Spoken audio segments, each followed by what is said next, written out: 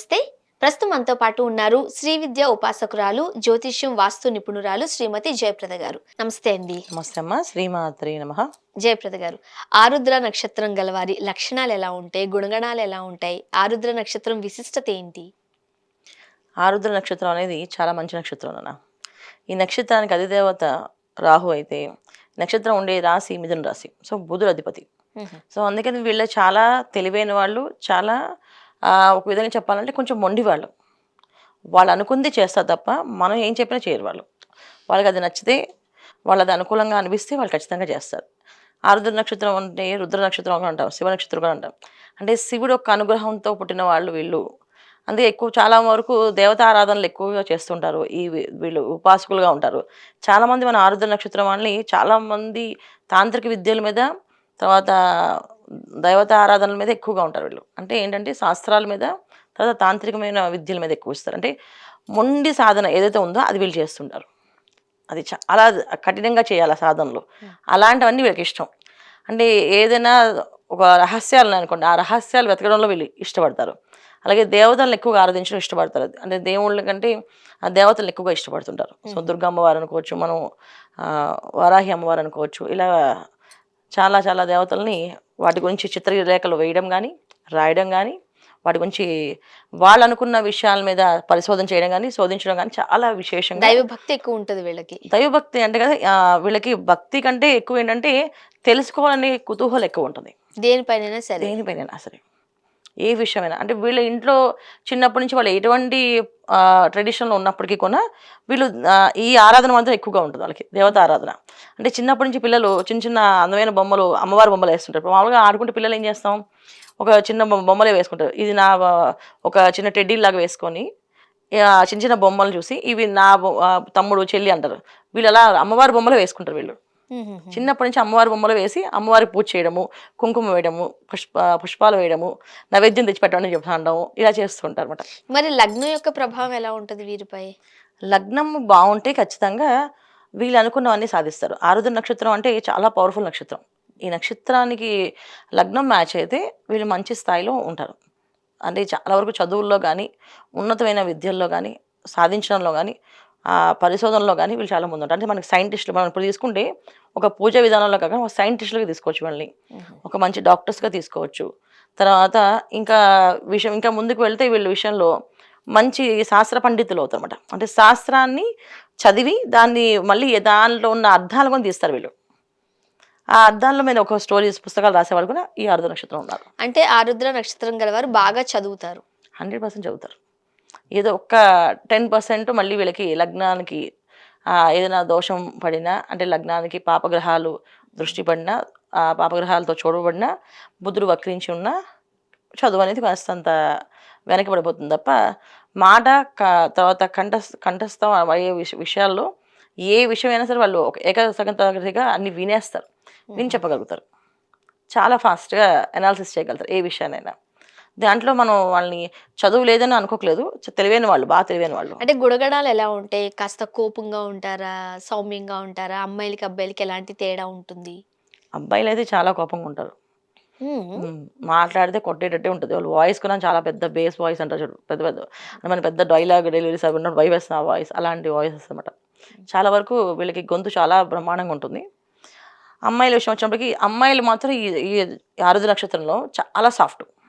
Quiet అబ్బాయిలు opposite. Full చాలా soft. ఎంత సాఫ్ట్ అంటే అసలు ఇంక మనం అసలు ఇంత సాఫ్ట్‌గా అమ్మాయిలు ఉంటారా అని అనుకుంటాం. అలాగా ఉండే అమ్మాయిలు నేను ఇప్పటిదాకా చాలా మంది చూసాను ఆరుద్ర నక్షత్రం వాళ్ళని. సో వాళ్ళు ఎంత సాఫ్ట్‌గా ఉంటారో అంత హెల్త్ ఇష్యూస్ కూడా వాళ్ళకి, పిల్లలకి. సో మెయిన్ వీళ్ళకి వివాహం అయ్యాక సమస్యలొస్తాయి. ముందైతే ఏం ఉండదు. వివాహం తర్వాత వచ్చే సమస్యలు అమ్మాయిలకి ఎక్కువగా ఉంటాయి. అబ్బాయిలకి ఏమి ఉండవు. కానీ అమ్మాయిలు కొంచెం వివాహం అయ్యాక కరెక్ట్ అయిన లైఫ్ పార్ట్నర్ దొరకకపోవడం వల్ల, లేకపోతే ఒకళ్ళు దొరికితే కూడా వీళ్ళకి ప్రెగ్నెన్సీ నిలబడకపోవడం వల్ల ఇలాంటి అంటే ఇబ్బందులతో వీళ్ళు పీసీఓడి బాధపడతారు. ఇలాంటి ఇలాంటి ప్రాబ్లమ్స్ ఉంటాయి. ప్రాబ్లమ్స్‌తో బాగా బాధపడతారు. హార్మోన్స్ ఇన్‌బాలెన్స్ అవ్వడం, హ్మ్. ఇవన్నీ కూడా వీళ్ళకి థైరాయిడ్. అన్నీను. ఒకటి కాదు, చాలా ఉంటాయి నాన్న. అంటే అమ్మాయిల విషయంలో చాలా సెన్సిటివ్ శరీరం అయిపోతుంటాయి. వీళ్ళ బాడీ అంతా కూడా అంటే చాలా సెన్సిటివ్ ఉంటుంది. హుహుహు. సో అందుకని కొన్ని విధంగా వీళ్ళకి ఏ ఫుడ్ సరిగ్గా పడదు. ఏదైనా గట్టిగా మంచిగా ఫుడ్ తిన్నారంటే అది ఆ రోజంతా వాళ్ళు డిస్టర్బ్ అవుతుంటారు.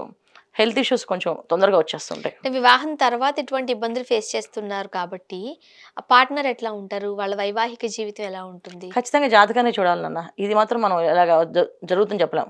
కానీ ఖచ్చితంగా ఆరుద్ర నక్షత్రం అమ్మాయిలకి మాత్రం వైఫ్ అండ్ హస్బెండ్ మధ్యలో డిస్టర్బెన్స్ అయితే ఉంటాయి. ఒకటి. రెండోది ఒకళ్ళు డిస్టర్బెన్స్ ఇద్దరికీ లేకపోతే హెల్త్ ఇష్యూస్ ఉంటాయి ఈ అమ్మాయికి. అది. ఈ 2 బావుండాలి అంటే లగ్నం బావుండాలి వీళ్ళకి. వీళ్ళ జాతకంలో లగ్నం బ్రహ్మాండంగా ఉండి, శుభగ్రహాల దృష్టి ఉండి, జాతకం అదృష్టం ఉంటే హ్యాపీ. లేకపోతే చాలా ఇబ్బంది పడతాం. ఇంకా అబ్బాయిల విషయంలో ఈ లగ్నం బాలేపోయినా, ఈ మళ్ళీ వీళ్ళు బుధుడు వక్రించినా అంతే మొండితనం, అంతే లేజినెస్ ఉంటుందన్నమాట. హుహు. సో, మరి ఇన్ని ఇబ్బందికరమైన పరిస్థితులను ఆరుద్ర నక్షత్రం గలవారు ఫేస్ చేస్తున్నారు కాబట్టి, వాళ్ళు బిజినెస్ చేస్తే మంచిదా? ఏదైనా జాబ్ చేస్తారా? దేని మీద ఎక్కువగా ఆసక్తి చూపిస్తారు? వీళ్ళకి ఎప్పుడు ఉద్యోగాలు చేయమని చెప్తాను నేనైతే. హ్మ్. వ్యాపారాలు చెప్పను. ఎందుకంటే వ్యాపారాలు చేసే లక్షణం ఉండదు. వ్యాపారం చేయాలంటే ఎలాగా? కుదురు ఎదుటి వాళ్ళు ఏమన్నా మనం భరించే శక్తి ఉండాలి. హ్మ్. కానీ ఆరుద్ర నక్షత్రం వాళ్ళకి ముక్కు మీదే కోపం ఉంటుంది. సో, ఏదైనా అంటే అది గడగడగడ మాట్లాడేస్తారు. అసలు వాళ్ళు మామూలుగానే మాట్లాడితేనే కొట్టినట్టు మాట్లాడనిపిస్తది. ఇంకా వాళ్ళ కోపంతో మాట్లాడితే ఎలా ఉంటుందో ఇంక చూసుకోండి. ఆ! అలాంటి ఇబ్బంది పడతాం. సో, అందుకని వ్యాపారాలు కలిసొస్తాయని నమ్మకం లేదు. 100% ఉద్యోగాలు. ఉద్యోగాలు చేయడం వల్ల వీళ్ళకి అదృష్టం అనేది అంటే ఉద్యోగంలో మహా అయితే కోపమొస్తే ఉద్యోగం మానేసి ఇంకో ఉద్యోగంలో జాయిన్ అవుతారు. కానీ వ్యాపారంలో కోపమొస్తే వ్యాపారంలో నష్టపోయే అవకాశాలు ఎక్కువుంటాయి గదా! సో, వీళ్ళకి వ్యాపారం అనేది వాళ్ళ పర్సనల్ చార్ట్‌లో జాతకంలో ఏ యోగం ఉందో చూసి దాన్ని బట్టి నేను వ్యాపారం గురించి చెప్తా గానీ, నక్షత్ర ప్రకారం మనం తీసుకుంటే నక్షత్రానికైతే మాత్రం ఉద్యోగమే. ఉద్యోగం చేయడమే మంచిది. ఉద్యోగం చేయడం మంచిది. ఎందుకంటే వీళ్ళకి ఉద్యోగంలోనే వాళ్ళ రెస్పాన్సిబిలిటీస్ అన్ని కంప్లీట్ చేయగలుగుతారు. వీళ్ళు సెల్ఫ్ అన్నప్పుడు ఏమవుద్దంటే వీళ్ళు నచ్చిన టైంలో వాళ్ళు నచ్చినట్టుగా చేస్తారు. ఒకరోజు వాళ్ళకి దేవుడి దగ్గర కూర్చోవాలనిపిస్తది. ఒకరోజు వాళ్ళు ఎవరితోటో ఫ్రెండ్స్‌తో మాట్లాడాలనిపిస్తది. ఒకరోజు ఇంకెక్కడికో వెళ్ళాలనిపిస్తది. వాళ్ళకి ఏదనిపిస్తే అది చేసుకుంటూ వెళ్ళిపోతుంటారు. దానివల్ల ఏమవుతుంది వ్యాపారాలు అనేది కలిసి రావు. ఒక కమిట్మెంట్ అనేది ఉండదు. ఓకే. మరి ఏ దేవీ దేవతలను ఆరాధిస్తే వీళ్ళు కాస్త కుదురు పడతారంటారు? ఖచ్చితంగా వీళ్ళు ఆరాధించవలసింది విష్ణు ఆరాధన. సో, విష్ణు ఉపాసన అంటే విష్ణు సహస్రనామాన్ని పారాయణ చేయడం. తర్వాత పొద్దున్న, సాయంత్రము లక్ష్మీ ఆరాధన చేయడము. లక్ష్మీ అష్టకం చదువుకుంటాం. పొద్దున్న పూట లక్ష్మీ అష్టకం, సాయంత్రం పూట లక్ష్మీ అష్టకం చదవడం వల్ల వీళ్ళకి అది ఏ పని చేయాలో ఫోకస్ అనేది కొంచెం క్లారిటీగా ఉంటుంది. ఎందుకంటే వీళ్ళకి ఏదైనా ఒక దారిలో వెళ్తుంటారు వీళ్ళు. ఏదో ఎవరో వచ్చి మీద మాట్లాడతారు. వెంటనే వీళ్ళకి కోపం వస్తది. అంతే మాట్లాడతారు. ఆ పని మర్చిపోతారు. ఇక్కడ వీళ్ళతో మాట్లాడతారు. అయితే వీళ్ళేదో ప్రాణ స్నేహితులు కల్పించారు. అంతే. అరే పర్లేదు ఆ పని ఎప్పుడుంటో స్నేహితులతో మాట్లాడదాం అని మాట్లాడుతుంటారు. ఇలాంటి ముఖ్యమైన విషయాల్లో ఒక చిన్న చిన్న సమస్యలు వస్తుంటాయి వీళ్ళకి. ఆ సమస్య నుంచి బయటపడడానికి ప్రతిరోజు లక్ష్మీ అష్టక స్తోత్రాన్ని పారాయణ చేయడం వల్ల వీళ్ళకి అదృష్టం బాగా కలిసొస్తుంది. ఇప్పుడు మరి వీళ్ళు పాటించాల్సిన పరిహారాలేంటి? ఖచ్చితంగా కోపం తగ్గించుకోవాలి నాన్న. అది ఒట్టిగే కోపంగా తగ్గదు. మాట్లాడాలి. ఏదో ఒకటి చెయ్యాలి. ఏది కోపం తగ్గించుకోవాలి అనేసి మనకి ఇప్పుడు వీళ్ళకి భగవంతుడి ఆరాధన ఉందంటే ఉంది. వీళ్ళు కూర్చొని తపస్సు చేస్తే ఎంతసేపైనా కూర్చొని తపస్సు చేస్తారు. అసలు మనం ఇన్ని గంటలు చేయండి, అన్ని గంటలు చేయండి చెప్పక్కర్లేదు. అంత స్థిరంగా వాళ్ళు చేయగలుగుతారు. కానీ వాళ్ళ స్థిరత్వం రావాలి వాళ్ళకి. వాళ్ళంతట వాళ్ళు అనుకుంటే చేయగలుగుతారు. ఇప్పుడు మనం చెప్తే మారరు. హ్మ్. వాళ్ళకి అనిపిస్తేనే మారుతారు. అలా అనిపించాలంటే ఏదైనా పుణ్యక్షేత్రాన్ని దర్శించుకొనో, ఏదైనా పరిహారం చేశామనుకోండి, వాళ్ళ మనసును కాస్త మార్చగలం కదా! మార్చాలి. నక్షత్రం ప్రకారం అయితే మార్చలేము. లగ్నం ప్రకారం ఏదైనా అవకాశం ఉంటే మార్చొచ్చు. ఎలా? ఎందుకంటే చాలా మందికి మనం చూస్తున్నాం గదా! ఇప్పటిదాకా నక్షత్రాల్లో ఉండే లక్షణాలు ఏంటంటే వీళ్ళు ఇలాగే ఉంటాయి గుణగణాలు వీళ్ళవి. కొంచెం రఫ్ అండ్ టఫ్‌గానే ఉంటారు వీళ్ళు. వీళ్ళని మార్చాలంటే ఎమోషన్‌తో మార్చాలి. ఇప్పుడు ఈ ప్రేమగా తల్లిదండ్రులు నా కోసం వెళ్ళిరా, నా కోసం చేసి పెట్టు, నాకు కావాలి, నా కోసం అనుకుంటున్నా అంటే అప్పుడు సరే మా అమ్మ కోసం చేస్తాను అని చెప్పి అలా సో, మారుతారు. ప్రేమతో ప్రేమతో కట్టిపడేయొచ్చు. చేయొచ్చు వీళ్ళతో. అంటే ఏదైనా ఎమోషన్ తోటి. బతిమాలి ఇది చేసి పెట్టమ్మా అంటే ఎంతైనా చేస్తారు. నువ్వు చెప్తే ఎవరు చేస్తారని అరిస్తే మాత్రం కొంచెం నేను చేయను. ఏం చేస్తే చేసుకోని చెప్పి అంటారు. అట్లా. సాధారణంగా కొన్ని పరిహారాలు అని అనుకుని తప్పులు గూడా చేస్తూ ఉంటారు. సో, ఎలాంటి తప్పులు చేయకూడదు?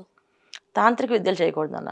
తాంత్రిక విద్యల జోలికి వెళ్ళకూడదు. వీళ్ళు జనరల్‌గా తాంత్రిక మీద బ్లాక్ మ్యాజిక్ ఆహ్, అంటే ఒక చెడు వ్యసనాలకి జోలుకొని వెళ్తుంటారు వీళ్ళు. హుహు. అండ్ దాంట్లో ఏంటంటే నిజంగా అది జరుగుతుందో లేదో చూద్దామని ఒక ప్రయోగాలు కూడా చేస్తుంటారు. అవి చెడు ప్రయోగాలు కూడా ఉంటాయి వీళ్ళ దగ్గర. అలాంటివి చేయకూడదు వీళ్ళు. అస్సలు. అస్సలు చేయకూడదు.